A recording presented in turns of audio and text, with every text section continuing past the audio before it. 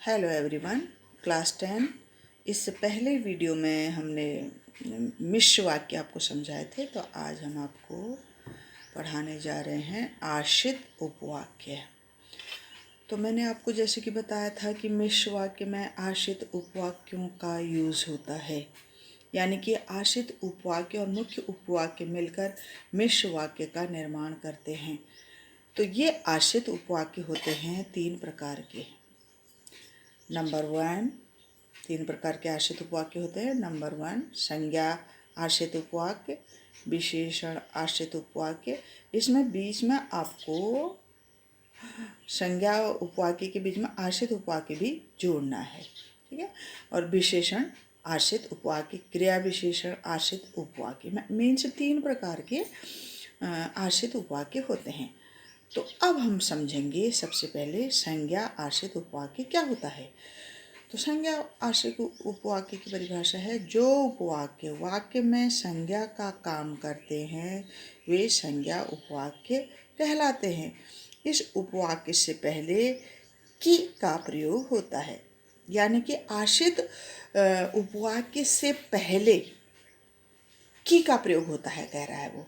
Means मैंने आपको बताया था ना, आधा पार्ट जो होता है वो आश्रित उपवाक्य होता है और आधा पार्ट मुख्य उपवाक्य होता है। तो जहाँ से की योजक शुरू होता है, की योजक जहाँ से शुरू होगा वो मीन्स शुरुआत में की आएगा। जिस उपवाक्य में की लगा होगा, बस आप तो इतना समझ लो, वो संज्ञा आश्रित उपवाक्य होगा। ये पहचान है। और डेफिनेशन क्या है? जो पूरे वाक्य में संज्ञा का काम करते हैं, मीन्स जिसमें संज्ञा ज़्यादा होती है जिस वाक्य में। जैसे देखो, मुझे विश्वास है कि आप होली पर घर जरूर आएंगे। अब यहाँ ये संज्ञा का काम कर रहा है वाक्य, ठीक है। ज़्यादा इसमें संज्ञा है। देखो, मुझे विश्वास संज्ञा है, विश्वास भाववाचक संज्ञा। आप होली पर घर आएंगे, अब होली भी इसमें संज्ञा है। संज्ञा यानी कि ये प्रॉपर नाउन है, ये तो भाववाचक है, और ये व्यक्तिवाचक संज्ञा है, यानी कि त्यौहार, जब त्यौहार है तो जातिवाचक संज्ञा हो गई। अब यहाँ जो त्योहारों में भी पर्टिकुलर एक त्यौहार का नाम है होली, तो ये प्रॉपर नाउन हो गया। घर जरूर आएंगे, घर भी क्या है, कॉमन नाउन है, जातिवाचक संज्ञा। जरूर भी क्या है, संज्ञा है, भाववाचक। सब ये संज्ञा का काम कर रहा है मीन्स पूरा वाक्य। तो यहाँ होगा संज्ञा, और की लगा है साथ में। अब देखो, कि आप होली पर, अब की से लेके, की से शुरुआत हो रही है, आप होली पर घर जरूर आएंगे। अब ये जैसे कि आप से लेके, की से लेके आप होली पर घर जरूर आएंगे, ये आश्रित उपवाक्य है, ठीक है, आश्रित। और ये हो गया मुख्य, ठीक है। आगे समझ में। और आपने ये ध्यान रखना है बस मेन, कि उसमें की का, संज्ञा उपवाक्य में की का प्रयोग होता है।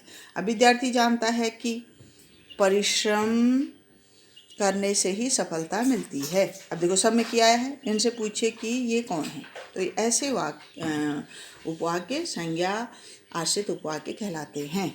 अब दूसरा है विशेषण उपवाक्य। विशेषण उपवाक्य, जो उपवाक्य मुख्य उपवाक्य में प्रयोग होने वाले संज्ञा पद की विशेषता बताता है, वो विशेषण उपवाक्य होता है।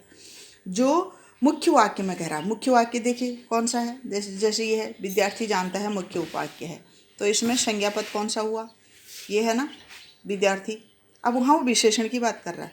विशेषण उपवाक्य में मीन्स मुख्य उपवाक्य में जो संज्ञा होती है उसकी विशेषता आश्रित उपवाक्य बताता है, ठीक है, समझ में आ गया। और इसकी पहचान है कि इसमें जो, जिसे, जिसको, जहाँ तथा जिसके जैसे योजक शब्दों का प्रयोग होता है, ठीक है, जो से रिलेटेड जो भी होते हैं।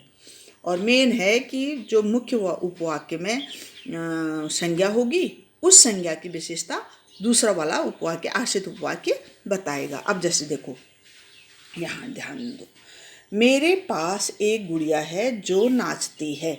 अब देखो विशेषण उपवाक्य कैसे होगा ये, मेरे पास एक गुड़िया है। अब जो गुड़िया है, ये देखो, गुड़िया संज्ञा है ना, कॉमन नाउन। अब उस गुड़िया की संज्ञा जो नाचती है, ये दूसरा वाला उपवाक्य, ये आश्रित उपवाक्य है ना, ये आश्रित उपवाक्य है। तो आश्रित उपवाक्य मीन्स जो नाचती है, और मुख्य उपवाक्य है। पहले तो आपको ये देख लेना है, मुख्य उपवाक्य भी मैं शॉर्ट में लिख रही हूँ, और ये आश्रित उपवाक्य। ठीक हो गया। अब यहाँ से लेके यहाँ तक आश्रित है, यहाँ से लेके मुख्य उपवाक्य है। तो यहाँ मुख्य उपवाक्य में जो संज्ञा पद है, संज्ञा पद माने संज्ञा शब्द, जो जब वाक्य में यूज हो जाता है तो उसे पद बोलते हैं। ठीक है। तो अब ये गुड़िया है। अब ये गुड़िया की विशेषता बता रही है कि मेरे पास एक गुड़िया है। गुड़िया कैसी है? जो नाचती है। भाई गुड़िया तो और भी होती है, पर जो मेरी गुड़िया है वो नाचती है। विशेषता बताई जा रही है गुड़िया की। क्लियर? आ गया समझ में? मेरे पास एक गुड़िया है। गुड़िया कॉमन नाउन है, और जो नाचती है उसकी विशेषता है। भाई कैसी गुड़िया है? जो नाचती है। भाई ऐसी वैसी गुड़िया नहीं है, उसकी विशेषता है ये क्वालिटी कि वो नाचती है। क्लियर? अब देखो दूसरा, जो आदमी पत्र बांटता है वह डाकिया होता है। अब मैंने आपको बताया था ना कि आश्रित उपवाक्य पहले भी आ सकता है, बाद में भी आ सकता है। अब आपको ये ध्यान देना है कि जो योजक शब्द है, ये जो, ठीक है, जो योजक शब्द है ना, तो वहाँ से उसकी शुरुआत होती है। अब यहाँ ये आश्रित उपवाक्य होगा, और ये देखो ये आश्रित है, और ये यहाँ से लेके यहाँ तक मुख्य है। आ गया समझ में? अब देखो, जो आदमी पत्र बांटता है, अब ये यहाँ आश्रित उपवाक्य पहले आया है, वो डाकिया होता है। अब ये मुख्य उपवाक्य है। मुख्य उपवाक्य में संज्ञा पद कौन सा है? डाकिया। ठीक है। डाकिया संज्ञा पद है, तो डाकिया की विशेषता बताई जा रही है इसमें। देखो, डाकिया कहने का मतलब वो होता है जो पत्र बांटता है। बस सारे डाकिये नहीं हो जाएंगे, जो पत्र बांटेगा वही डाकिया होगा। तो डाकिया की विशेषता बताई जा रही है। तो ऐसे उपवाक्यों को विशेषण उपवाक्य कहते हैं। आ गया समझ में? अब देखो यहाँ से आपने ये ध्यान रखना है, जो जिसे ये जहाँ से योजक शब्द की शुरुआत हो रही है वही आश्रित उपवाक्य होता है। अब ये देखो, जिसे आप ढूंढ रहे हैं वह मैं नहीं हूँ। अब देखो ये मुख्य है, मुख्य, और ये आश्रित। आ गया समझ में? तो ये वह मैं नहीं हूँ, ये मैं क्या है? संज्ञा सर्वनाम। ठीक है। तो अब मैं, वह मैं, हाँ वो मैं, ये संज्ञा पद और सर्वनाम पद का भी बता सकता है वो। ठीक है। वह मैं नहीं हूँ, ये मैं क्या हूँ? ठीक है। पर्टिकुलर सर्वनाम हूँ, तो सर्वनाम की, यहाँ सर्वनाम की विशेषता बता रहा हूँ। जिसे आप ढूंढ रहे हैं, मैं वो नहीं हूँ जिसे आप ढूंढ रहे हैं। मेरी विशेषता क्या है कि मैं तो हूँ, पर वो नहीं हूँ जिसे आप ढूंढ रहे हो। ठीक है। विशेषता क्या है इसमें? जिसे कोई पर्टिकुलर आदमी ढूंढ रहा है। क्लियर? आ गया समझ में? अब हम पढ़ेंगे तीसरा, तो इतना काफ़ी है। क्रिया विशेषण उपवाक्य। तीसरा होता है क्रिया विशेषण उपवाक्य। ठीक है।